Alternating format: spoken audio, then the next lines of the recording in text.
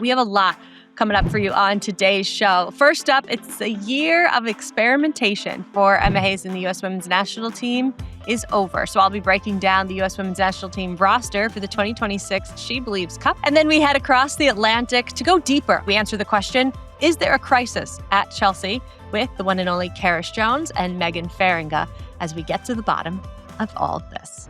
But before that, to celebrate Black History Month, as we've done every episode in the month of February, I'm going to read you a quote, and you are going to tell me which Black U.S. Women's National Team player we are referring to. This quote is from Becky Sauerbrunn describing the mystery player. She has the compassion and the intelligence to be a wonderful leader of people, the vision and timing to do whatever she wants on a field and make it look easy. If you want to submit your own Black History trivia question or let us know some fun facts you've stumbled upon, hit us up. Send us a DM over at TA Fulltime or email us at fulltime@theathletic.com. Fresh off of the Emma Hayes press conference, we've got Tamerra Griffin now coming to us. Hello, Tamerra. Hi, Jill. How's it going? How was your long weekend? I feel like Tuesdays are low-key really stressful after long weekends because we have to compress everything that we normally do in a week. That summarizes this podcast really well. We're getting a lot of hard-hitting information into this listen on this Tuesday. Let's start with the SheBelieves Cup roster. Tamerra, we're seeing the return of many of the European-based players for the first time, as you pointed out in your article, since last year's SheBelieves Cup. So exactly 1 year, no first-timers for Emma Hayes. So we're seeing the beginning now of this roster evolution. Yeah, I mean, this is sort of the next step that I think a lot of us have been anticipating ever since Emma Hayes made her comment last summer about wanting to refine and chisel down a core group of players that she will select from for the 2027 World Cup roster. So I think usually these press conferences are filled with new names and the word first a lot and uncapped. And while there are a few players who have, in the low single-digit number of caps who've recently been called up, whether it's the end of last year or the beginning of this year in January camp, there are no newbies, no new friends, so to speak. But to your point, I think it speaks to this next phase where whether there are issues in depth because of current injuries to players who would otherwise be fixtures on this team, or Emma Hayes wants to continue developing players that she thinks has potential either for the U20 World Cup, at the U23 level, and certainly for 2027. I think that now we're going to start talking about whose names we're continuing to see come up in national team camp. So it's interesting where we're moving forward here. As Hayes has put it, the experimental phase for the U.S. Women's National Team is over. We're going to get into the omissions, but when you looked at the list of names that we do have, what were some of your headlines' biggest takeaways? So I don't always like being that person whose headline takeaway is a player whose name isn't on the roster, but I think we need to just get it out there right now. I wasn't necessarily expecting to see Cat Macario on this roster because if we have been following her journey through Chelsea the past couple of months, we know that the messaging out of the club is that she's dealing with an injury. Emma Hayes reflected that same statement in her press conference today that Cat's fitness remains a question. But I think because of the questions not only surrounding Cat and her future with Chelsea, but the state of Chelsea at the moment, I think that there's something about maybe seeing the player's name on a roster in a moment like that is not necessarily reassuring, but offers a chance to sort of check in and see what's going on with that player. But Emma Hayes said similar things as Sonia Bonpastor, current head coach of Chelsea, that Cat's fitness remains not quite 90-minute fit. And because of that, she's continuing to bring in more players. She mentioned that that's why we're seeing players like Jamise Joseph and Maddie Darlene, players that she wants to sort of experiment with at the 9, even though they might play on the wing for club. I was actually really excited to see both of them, particularly Jamise Joseph coming off of a goal during January camp. I think she has such a bright future. I'm expecting really great things from her with Chicago. Like I said earlier, it's nice to still see newer players get called in, even though they won't be earning their first caps. And I was really happy to also see Valentellis Joyce back on the roster. She also had been dealing with an injury at the latter end of last year to her eye socket. Goalkeeper injuries are different. That sounds really intense. But if you've been following her, also in the WSL with Manchester United, you know that she's been in red hot form. Yeah. And I think as we sort of continue this conversation around who the number one goalkeeper is going to be, these SheBelieves Cup games are going to be a great test of that. Because when I think about players like Olivia Smith with Canada, Linda Caicedo with Colombia, two teams that the U.S. is going to be playing in the SheBelieves Cup, I'm hoping that the goalkeepers and the back line get some really good tests out of that, which I think is really, really important for this stage in Emma Hayes' development of this team. Yeah, you're right to kind of start with the omissions, even though we try not to. That's where we naturally go because that's the drama. And what a perfect teaser for the segment we have coming up after this with our fantastic reporters from England who have a little bit more on Cat Macario, her being officially cited a heel injury. That is why she's sitting out this camp. No Sophia Wilson. Hayes saying she's just not ready yet, of course, coming back from having a baby. And while we did see Claire Hutton, we did not see Croy Bethune on this roster. Hayes quoting, quote, fitness, missing some training sessions due to her transfer from the Washington Spirit to the KC Current. All right. So while we don't have them, we have plenty of other big names. Tamerra, in your mind, is there a clear best 11 on this roster right now? Short answer is no. um, when I think about the pool of available players that Hayes would be interested in calling up, even those that she did not necessarily name, like Croy, and then I think about players who are waiting in the wings, so to speak. In that pool, I'm thinking about players like Sophia Wilson. I'm thinking about players like Tierna Davidson, whose name came up in the press conference that didn't necessarily surprise me, but in the context of how many, I mean, there are 9 defenders on this list already. Tierna is not one of them. She also is working her way back from an ACL injury. She is someone that Emma Hayes said will absolutely be competing again for a spot on the U.S. women's national team roster when she's fit. It can be tricky sometimes to put those two pools together and come up with like an imagined, it's like, are we working in best case scenario where everybody's healthy? But that's not necessarily realistic. But depth chart is real. And I actually appreciated Hayes' being candid about that in the press conference when she said, for example, that if Michelle Cooper was healthy, Michelle Cooper is also coming back from injury, then it's possible that we would not be seeing Maddie Darlene in this camp, just as an example. I sort of saw that being the case even with the return of European players in this camp because we did not see them in January. So I'm not yet to a point where I can name a starting 11. In fact, I'm actually really excited, intrigued by the defenders who have been called to this camp because I think outside of Naomi Girma and maybe Emily Fox, there are 2 positions in that back line that are wide open for the taking. And the competition is steep with players like Lily Reel, with players like Avery Patterson, who was not called to this camp, also for reasons having to do with fitness. That center back position between Tara Rudd, between Emily Sams, who was not called into camp, between Jordan Bugg, Kennedy Wesley. She's still building up her experience at the senior level. There are a lot of holes that still need to be filled, but I do think that this spring between SheBelieves and the 3-peat against Japan, which is coming up in April, are going to be giving us some answers. So hopefully we can bookmark this and revisit it.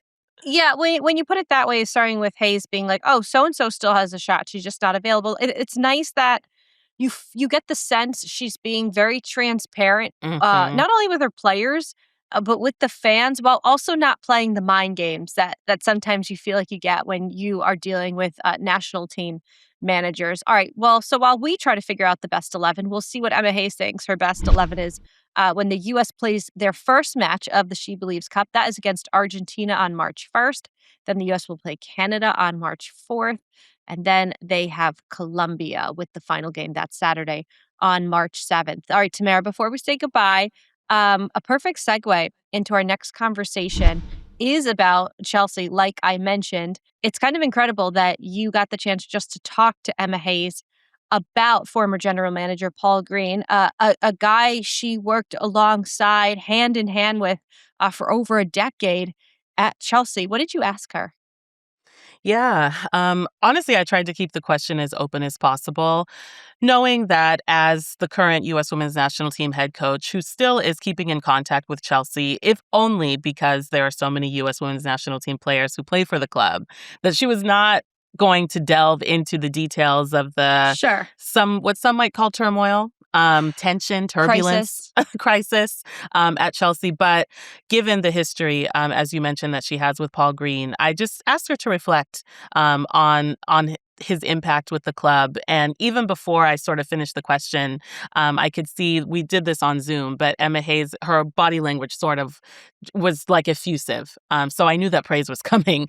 The first analogy that she used was in describing her relationship with Paul when they were both at Chelsea was like Batman and Robin, before saying that she actually doesn't like Batman too much, but then maybe she could be Batwoman. But we get the point. The two worked incredibly closely hand in hand.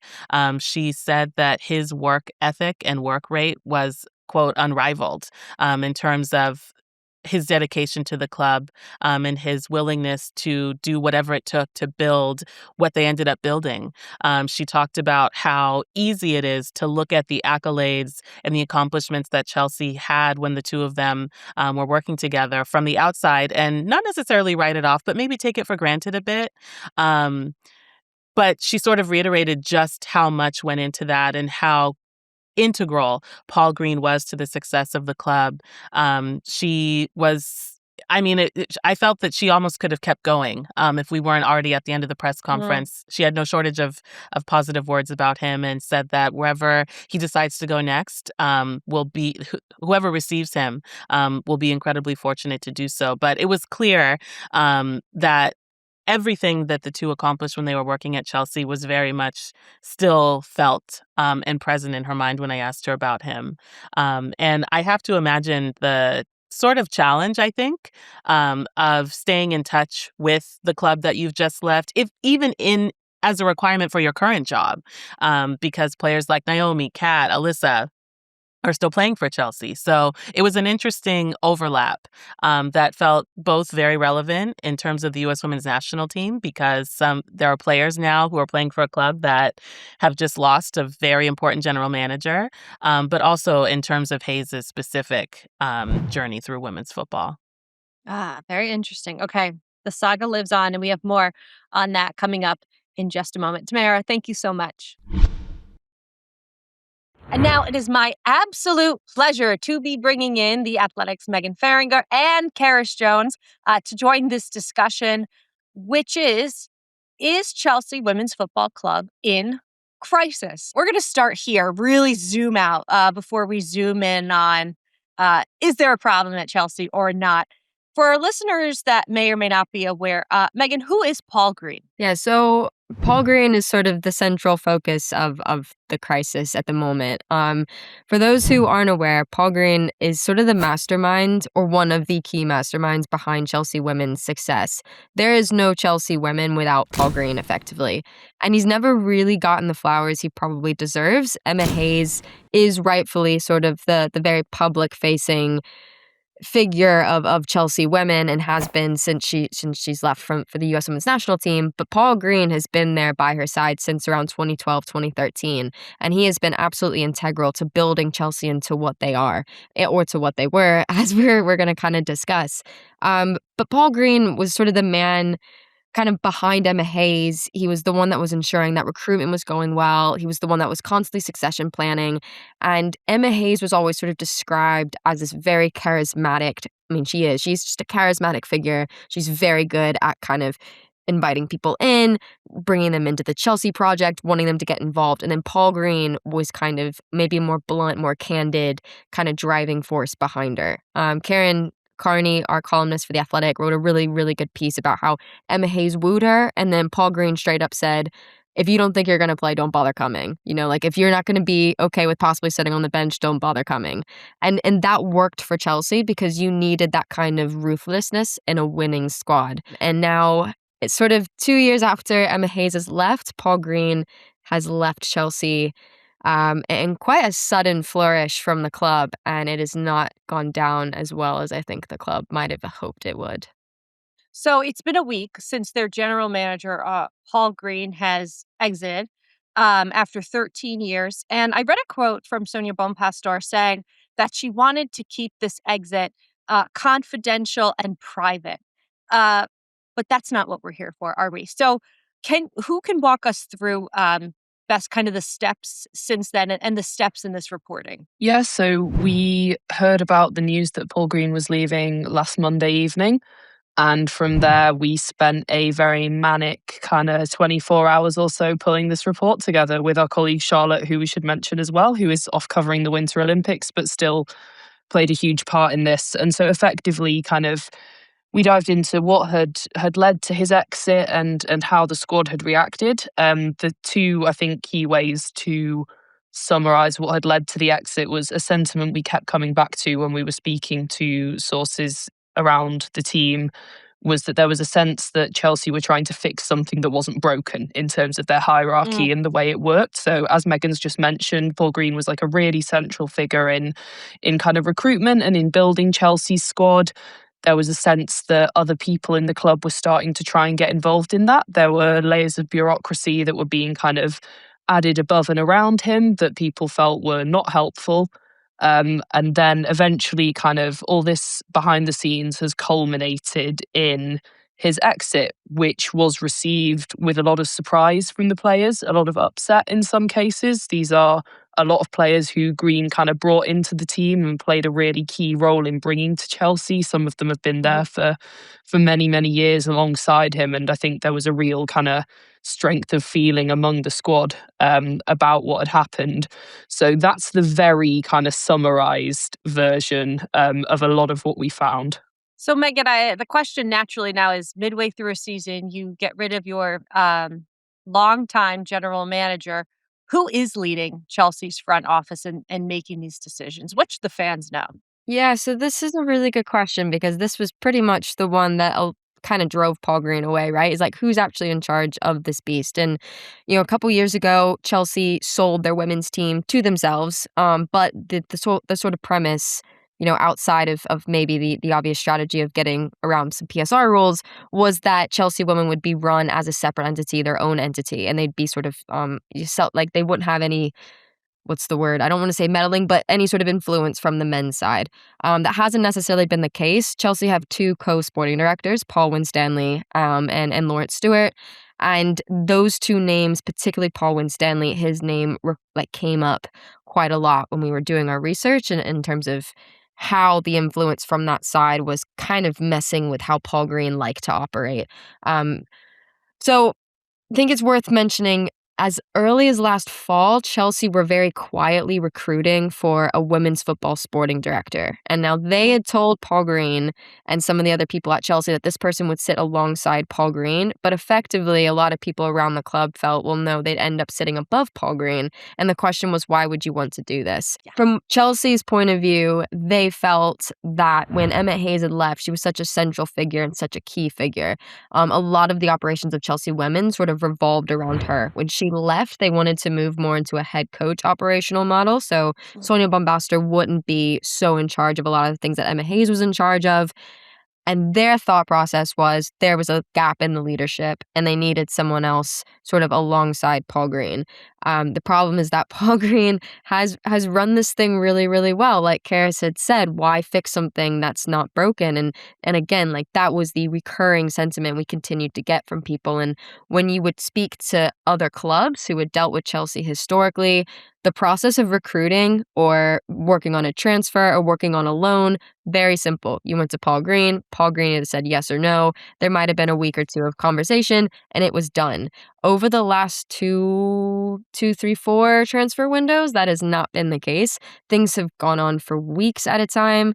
And if you only look at the way that Chelsea's transfer windows have gone, the last three have gone down to the wire. Twice they've had to pay an extraordinary amount of money to get the deal over on deadline day. And this last deadline day in January, they didn't end up getting the signing that they wanted. And a lot of people have pointed to that as evidence that Paul Green hasn't actually been at the helm the way he should.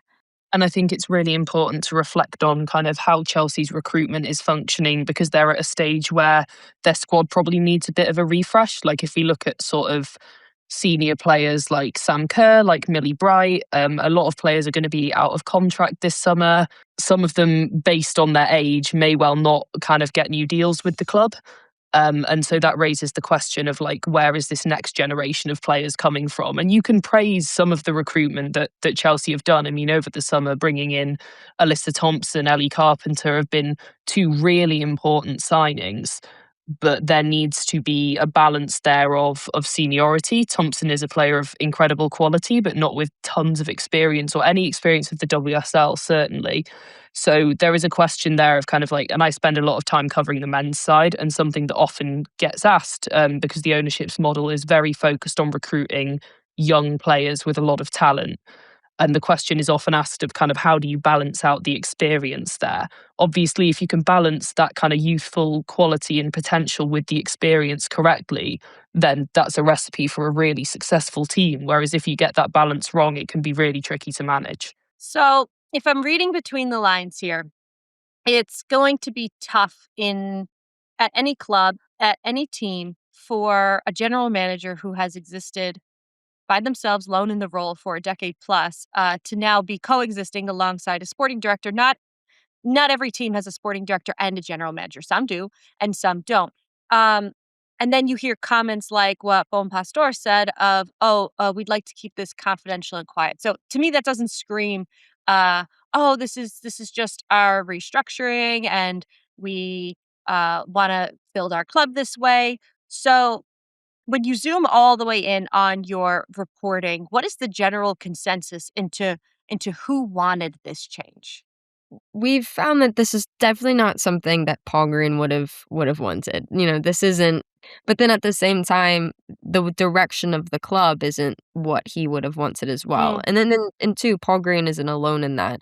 That there are a lot of people inside Chelsea and a lot of people on the outside, but mostly on the inside, who are very nervous and concerned about the way that the club is going and the way that the women's team is going. Like Cerys had said, the model on the men's side has been this recruitment of young talent, but also sellable talent. You can get value on them in a few years' time. And that has been the sentiment kind of coming into Chelsea women. Now, the problem is that Chelsea women are not a selling team, they're a winning team. And those two things are very different. And that's kind of how Paul Green saw it. So if you're suddenly focusing on, well, how can we make money out of this team? You're probably going to have to sacrifice something somewhere. So that is the sentiment. Now, it should be said that there were people internally who said, look, the future of the women's game is growing. We have to be smarter about this. We can't just hoover up all this amazing elite sort of tried talent, if you will, and not actually make any money. Their first really big sale was Orien Francis to Aston Villa in January. She was their record sale, and she was about £300,000. If you're Chelsea women and you've won all these amazing things, there are questions to be asked of like, how's Liverpool making an £1 million sale to Arsenal, and yet Chelsea women can only muster 300,000 on a sale? So there are real questions to be asked there, like, financially, is this a sustainable model? But at the end of the day, you have a team that is winning things, relentlessly and unprecedentedly. And people are going to start meddling and thinking about things in a different way. And it definitely causes strife and it causes tension. And this is the result of that. So the big question is, in both of your humble opinions, Cerys, are Chelsea in crisis? Obviously, this has to be put in the context of Chelsea being a team that are a victim of the ridiculously high standards they've set themselves. Their crisis, in inverted commas, is very different to what you would consider a crisis that I would say almost any other women's team in the world, potentially with the exception of Barcelona. The thing is that they have been very set on those standards, right? They are set on, we win everything, we dominate, and that is how we do things. The fact that the results have kind of slightly fallen off, and again, we're talking about 2 consecutive losses. The fact that consecutive losses for Chelsea were not something that had happened in the league in over 10 years is absolutely insane and speaks to the standard that they've set for themselves. But when you set your standards that high, if you have a blip, the kind of microscope is going to be on. And I think the thing that has really stood out to me is that Chelsea on the women's side are not necessarily used to dealing with massive scrutiny like this. They are used to being kind of the example of good practice and how you run a football team really well, how you win everything, you recruit brilliantly, and you have a great winning culture. As soon as there's a microscope put on that for the first time, it's very interesting to see how they deal with it. Now, they seem to have kind of muddled through and turned that round with wins against Liverpool and against Spurs, but they're now going into a really significant period. They have Man United in the FA Cup this weekend. Soon they have a Champions League quarter-final, which looks as though it's going to be against Arsenal. If, and it's a big if, they were to exit those two competitions, then I think the crisis question becomes like a lot more significant. Yeah, and I think too, one of the things we haven't really mentioned is there's sort of an identity crisis, if you will. One of the things we've heard is that um, in the dressing room when Emma Hayes was around, she was so good at making sure people understood what it meant to play for Chelsea. And that was, like Kara said, unrelenting standards and unyielding standards, and you had to meet them. And yet this season, we've heard from quite a few sources close to the dressing room that hasn't that understanding, that cognizance of what it means isn't entirely there. And naturally, that then is going to cause issue. Like if you lose a game and you suddenly get into kind of a dip in your own self-confidence, that's not the Chelsea way. But if you're not entirely sure what the Chelsea way is, then it is suddenly the Chelsea way. So I think too, to me, that's what the core of that crisis also is yes, it's coming from the top down and that needs to be addressed, but also internally, what does it actually mean to be Chelsea women in 2026? Incredibly, it's a question we're now having to ask. A question we also need to ask is what it means for a Cat Macario to have turned down a contract extension, and the writing seems to be on the wall that her days are numbered at Chelsea. Who can give us the latest on Cat Macario as we talk SheBelieves Cup and things that are really important here to the U.S. Women's National Team? Yeah, so she wasn't included in the squad due to injury. From what we understand is that she turned down a contract extension with Chelsea. And yes, there's been reports of a potential offer from Barcelona, some interest from around Europe, but she's going back to the NWSL from the signs that we can tell. That is going to be her landing spot, and she will probably get quite a nice signing and quite a nice contract due to her talents. But for Chelsea, it is a shame, to lose someone of her caliber and to have her go back to the NWSL so soon. And again, I think that means Chelsea needs to kind of look internally. Why is this happening? Why is someone like you say, a U.S. Women's National Team star leaving a club of Chelsea and returning back to the NWSL? It's sort of a reversal of directions that we've seen in recent years. What would at this point salvage Chelsea's season? What does success for them look like between here in mid-February until May?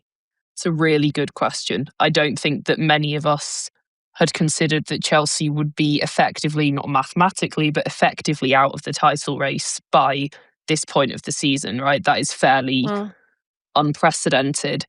Their stated aim, and they were very kind of open about this for this season, has been to win the Champions League. If they can do that, how much of this gets forgotten, I think is a really interesting question. Because if they can overcome kind of the hurdles that seem to be in their way in the minute and lift that trophy, it's the only one that's missing for them. That is massive. And that is a big sort of, I guess, boon for the kind of new look structure that is seemingly kind of being used to run the team. I think that is what success would definitely look like. That whether sort of, in the event of they win the FA Cup and they win the League Cup final in March as well, is that success? On paper, it's successful, it's 2 trophies, but I don't think that anyone in Chelsea, and this comes back to what Megan was saying about their kind of winning identity, I don't think anyone in Chelsea on the women's side would consider 2 domestic cups a successful season, which again speaks to their standards, right? But that's where we're at. Before I say goodbye, while I have the two of you, we just got done discussing the U.S. Women's National Team roster dropping, but England also announcing their squad for the upcoming World Cup qualifiers. What was your reaction when you saw the roster drop, Megan, from Sarina Wiegman? Yeah, it's exciting. Leah Williamson is back, which is probably the headline there. It's kind of weird to think of Leah Williamson being such an absentee for as long as she has been, because she is pretty much she's almost a byword for the England national team at the state. So it was really great to see her back involved. How much involvement she'll have is still kind of up for debate, because naturally she is still coming back from injury. She hasn't played that many full 90 minutes for Arsenal at all this season, really.